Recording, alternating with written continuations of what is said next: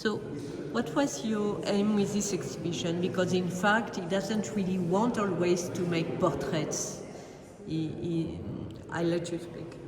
The aim of this exhibition was to gather all the portraits that Matisse made of his daughter Marguerite, so more than 100 portraits in paintings, drawings, sculpture.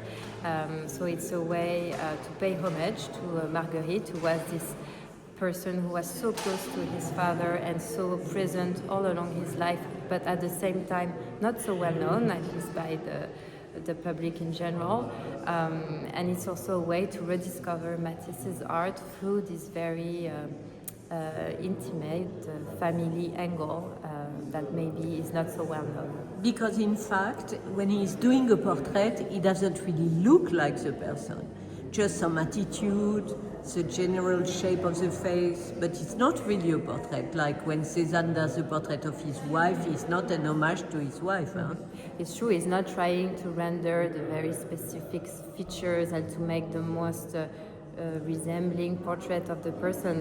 That's true for Marguerite, that's true for all the other models. It's really a connection he has, and he's really trying to capture the essential features of his model. And some of his model would say after the portrait is made, oh, there's something of my mother in it. Like he, as a way he was managing to capture the ancestors, and in some other cases he's saying, oh, this is a portrait of my grandson who is now 10, but this is a portrait of him when he will be 20. So he has this, in terms of how the time is going on, he has this capacity to really, I don't know, have this very particular relationship with time and the age of the model he has in front of him.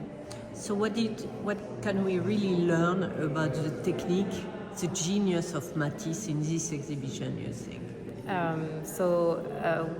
Because Marguerite is probably the model that is the most present over the longest period of time, you go through Matisse's work from Fauvism to the more radical years at the time of the First War to the first years in Nice. So that's a way to go through Matisse's voyage and his paintings. And in terms of the technique, this exhibition is really rich in drawings also, and all kinds of drawings in ink, drawings in pencil, and again, so many different techniques. There are some portraits where there are, for these ones, very detailed and really resembling Marguerite, and then with the same pose, you have another portrait when he's just summarizing her profile in just one very delicate, pure line that he's the master of.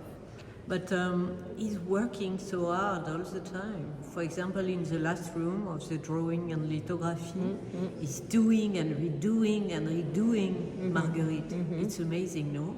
How hard he's working all the time. He's obsessed. He's obsessed. You know, he had a lot of insomnia. He was someone who was working very hard. And the amount of works in terms of quantity is not insane, if you want, but the amount of time he spent on some paintings, months and months and months. The dance that we have here at the museum is the result of 3 years of work. So he's someone who was constantly redoing, changing the composition, and if you change one leg, then you have to change the arm to keep the balance of the whole composition. So yes, someone working very, very hard for sure. And there's a portrait for which Amélie said she had posed 100 times. You know. So she was posing for him. Amélie also, yes. Amélie, but Marguerite. Marguerite, yes, of course, she was posing for him. But because it looks like the portrait is a pretext for making dancing the colors.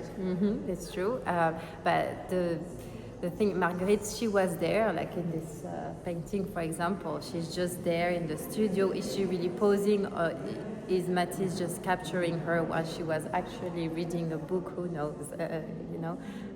But is it a pretext? He's not really doing portraits, is he? I think in some, like Marguerite with the black cat, for example, it is a portrait. It's really her, and all the portrait that belonged to Picasso, it says Marguerite at the top. It is for sure a portrait, and what he sees of essential features. It's true that in some other cases, like the lithograph you mentioned at the end, she herself said, "I don't recognize myself in those lithographs." So that's Matisse's free interpretation of her face, which at this time seemed younger. She was 50 at the time, not those lithographs. She looks rejuvenated, if you want, yes. like a lot longer. But so these works were made at a very particular time, towards the end of the Second World War, after Marguerite had been engaged in the resistance and arrested, tortured, imprisoned, and almost deported to the camps in Germany. And during all this time, Matisse had no news from, and you can imagine the anguish he had about the silence and the absence of news from his daughter. And he made those last drawings and lithographs after she was miraculously liberated and came back to see him and told him everything that had happened to her.